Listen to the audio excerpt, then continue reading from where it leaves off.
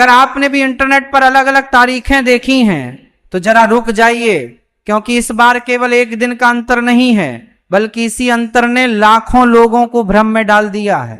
कुछ लोग कह रहे हैं कि 28 जून को ही पूर्णिमा है, जबकि कई पंचांग 29 जून को व्रत और पूजा का दिन बता रहे हैं। आखिर सच क्या है? क्या किसी का पंचांग गलत है या इसके पीछे छिपा है तिथि का ऐसा नियम जिसे बहुत कम लोग समझते हैं?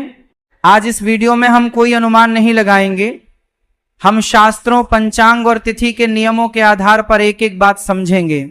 आपको पता चलेगा कि पूर्णिमा तिथि कब शुरू होगी, कब समाप्त होगी, व्रत किस दिन करना चाहिए, पूजा का सबसे शुभ समय क्या रहेगा, स्नान दान कब करना चाहिए और क्यों इस बार तारीख को लेकर इतना बड़ा भ्रम पैदा हुआ है। लेकिन वीडियो की शुरुआत में मैं आपको सही तारीख नहीं बताऊंगा, पहले आपको पूरा रहस्य समझाऊंगा, क्योंकि जब तक आप तिथि का यह नियम नहीं समझेंगे तब तक हर साल ऐसे ही भ्रमित होते रहेंगे। तो आखिर ज्येष्ठ पूर्णिमा 2026 की सच्चाई क्या है? 28 जून या 29 जून? आइए अब इस रहस्य से पर्दा उठाते हैं। अब आइए उस विषय पर पहुंचते हैं जिसका इंतजार शायद आप वीडियो की शुरुआत से ही कर रहे थे। आखिर वर्ष 2026 की ज्येष्ठ पूर्णिमा का पंचांग क्या कहता है? लेकिन उससे पहले एक छोटी सी बात समझ लीजिए। जब भी किसी पर्व की तिथि जाननी हो तो केवल सोशल मीडिया पोस्ट या किसी एक कैलेंडर पर भरोसा नहीं करना चाहिए। अलग अलग पंचांगों में स्थान, शहर, सूर्योदय के समय और गणना पद्धति के कारण कुछ मिनटों का अंतर दिखाई दे सकता है। इसीलिए हमेशा अपने क्षेत्र के मान्य पंचांग या स्थानीय विद्वान की सलाह को प्राथमिकता देना उचित माना जाता है। ज्येष्ठ पूर्णिमा का संबंध केवल पूजा पाठ तक सीमित नहीं है, यह प्रकृति के प्रति कृतज्ञता व्यक्त करने का भी दिन माना गया है। भीषण गर्मी के समय प्यासे जीवों को पानी पिलाना, पेड़ पौधों की सेवा करना, पक्षियों के लिए जल रखना और जरूरतमंदों को शीतल पेय उपलब्ध कराना, इन सभी कार्यों को धर्म और करुणा का सुंदर संगम कहा गया है। यही कारण है कि इस दिन दान को केवल धन देने तक सीमित नहीं माना गया, बल्कि सेवा को भी उतना ही बड़ा पुण्य बताया गया है। और अब धीरे धीरे हम उस मोड़ पर पहुंच रहे हैं जहां पूरा भ्रम समाप्त होने वाला है। अगले भाग में हम वर्ष 2026 की ज्येष्ठ पूर्णिमा का विस्तृत पंचांग, पूजा, व्रत के समय, स्नान दान के शुभ मुहूर्त और ये अंतिम निर्णय समझेंगे कि शास्त्रीय नियमों के अनुसार व्रत और पूजा किस दिन करना अधिक उचित माना गया है। यहीं से इस रहस्य का अंतिम पर्दा उठेगा। अब आइए उस सवाल का जवाब जानते हैं जिसका इंतजार शायद आप वीडियो की शुरुआत से ही कर रहे थे। आखिर वर्ष 2026 की ज्येष्ठ पूर्णिमा का पूरा पंचांग क्या कहता है? क्योंकि जब तक पंचांग की सही जानकारी नहीं होगी तब तक 28 जून और 29 जून का यह भ्रम समाप्त नहीं होगा। सबसे पहले जान लीजिए कि इस वर्ष ज्येष्ठ पूर्णिमा का व्रत सोमवार 29 जून 2026 को रखा जाएगा। अब आप सोच रहे होंगे कि ऐसा क्यों? इसका कारण स्वयं पूर्णिमा तिथि है। पूर्णिमा तिथि का प्रारंभ 29 जून की सुबह लगभग 3:06 से होगा और इसका समापन 30 जून की सुबह लगभग 5:26 पर होगा।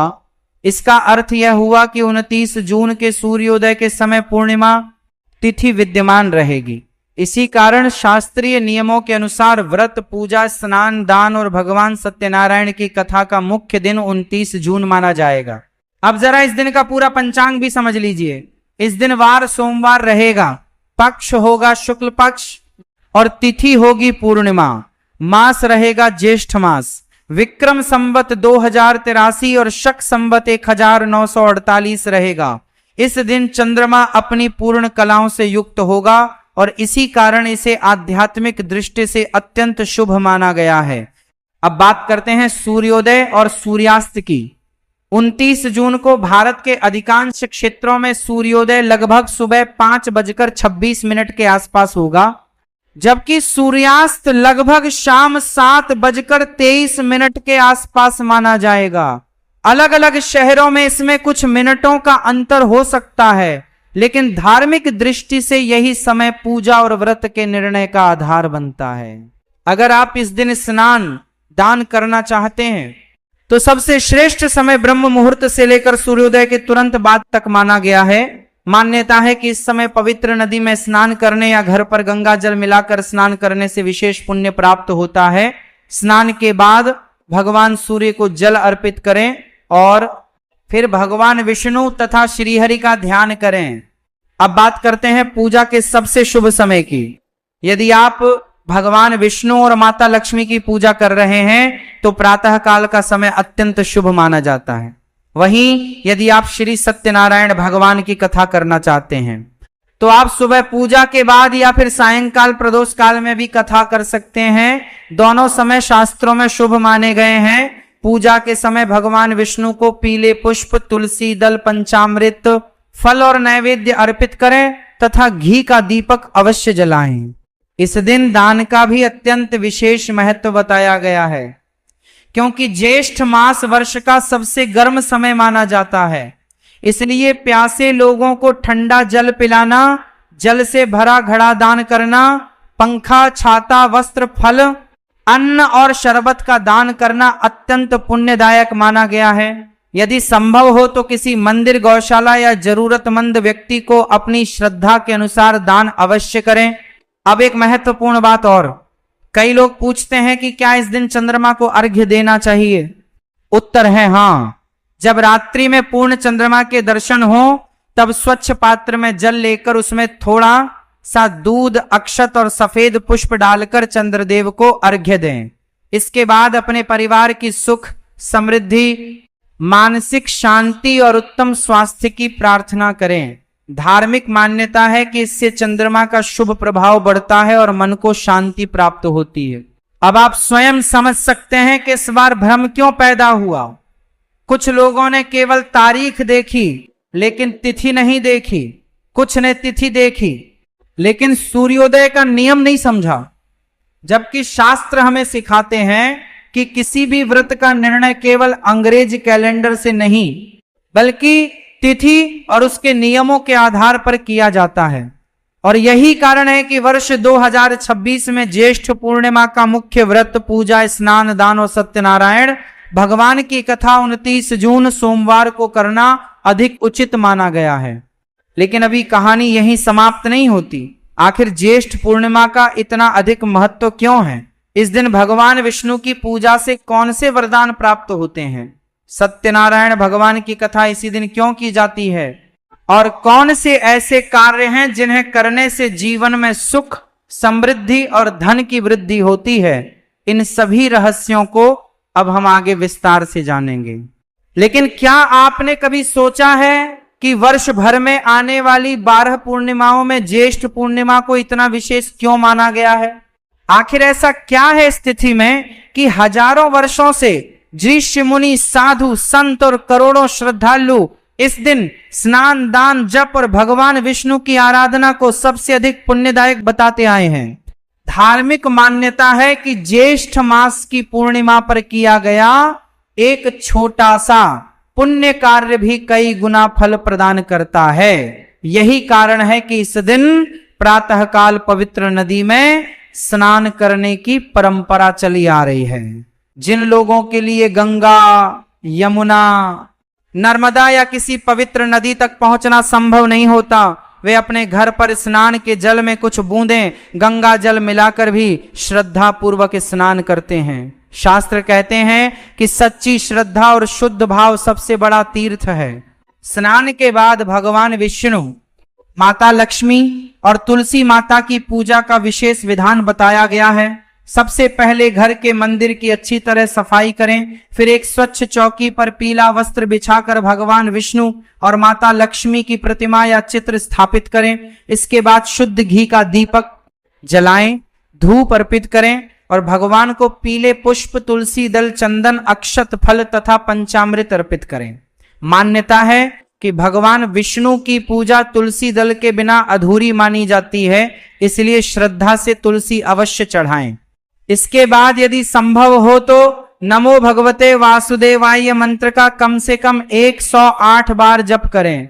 कहा जाता है कि इस मंत्र के जप से मन की अशांति दूर होती है और भगवान विष्णु की विशेष कृपा प्राप्त होती है। कई लोग इस दिन विष्णु सहस्त्र नाम का पाठ भी करते हैं, जिसे अत्यंत शुभ माना गया है। यदि आपने इस दिन व्रत रखा है तो पूरे दिन सात्विकता बनाए रखें, क्रोध, कटु वचन, झूठ और किसी का अपमान करने से बचें। धर्म ग्रंथों में कहा गया है कि केवल भूखा रहना ही व्रत नहीं होता, बल्कि अपने मन, वचन और कर्म को भी पवित्र रखना ही सच्चा व्रत है। इसलिए इस दिन जितना हो सके शांत मन से भगवान का स्मरण करें। अब बात करते हैं सत्यनारायण भगवान की कथा की। ज्येष्ठ पूर्णिमा पर सत्यनारायण व्रत और कथा का विशेष महत्व माना गया है। कथा आरंभ करने से पहले भगवान गणेश का स्मरण करें, फिर कलश स्थापना करें और उसके बाद भगवान सत्यनारायण की पूजा करें। पंचामृत, तुलसी दल, केले, मौसमी फल और प्रसाद अर्पित करें। कथा पूरी होने के बाद भगवान की आरती करें और प्रसाद सभी लोगों में श्रद्धा पूर्वक बांट दें। मान्यता है कि जो व्यक्ति श्रद्धा और विश्वास के साथ सत्यनारायण भगवान की कथा सुनता या करवाता है, उसके जीवन के अनेक कष्ट धीरे धीरे दूर होने लगते हैं।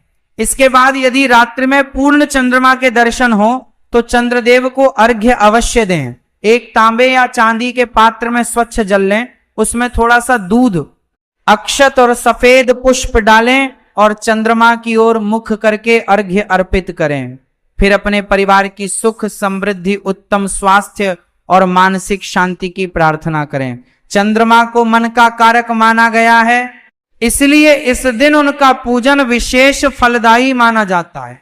लेकिन ध्यान रखिए, इस दिन कुछ कार्यों से बचने की भी सलाह दी गई है।